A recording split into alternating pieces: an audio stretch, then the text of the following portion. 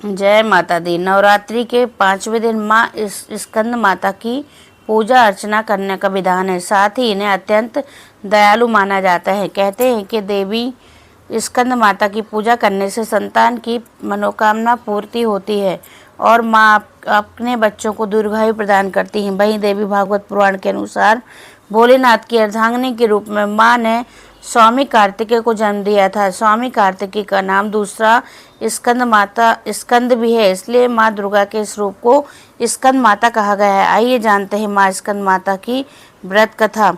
प्राचीन कथा के अनुसार तारकासुर नाम का एक राक्षस ब्रह्मा जी को प्रसन्न करने के लिए कठोर तपस्या कर रहा था। उस कठोर तप से ब्रह्मा जी प्रसन्न होकर उनके सामने आए। ब्रह्मा जी से वरदान मांगते हुए तारकासुर ने अमर करने के लिए कहा। तब ब्रह्मा जी ने उसे समझाया कि इस धरती पर जिसने भी जन्म लिया है उसे मरना ही है।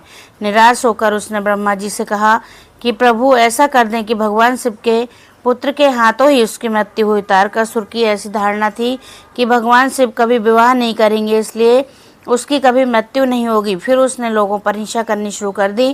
तारकासुर के अत्याचारों से परेशान होकर सभी देवताओं भगवान शिव के पास पहुंचे और तारकासुर से मुक्ति दिलाने की प्रार्थना की। तब शिव ने पार्वती से कहा और विवाह किया और कार्तिकेय के पिता बने।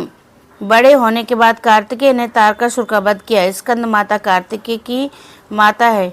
जो इस दिन माता की भक्ति प्रेम पूर्वक और निष्ठापूर्ण करता है, उनकी माता सारी मनोकामनाएं पूर्ति करती हैं। साथ खासकर निसंतान जो माता की प्रार्थना और व्रत करता है उसकी संतान की कामना पूरी होती है। जय माता दी।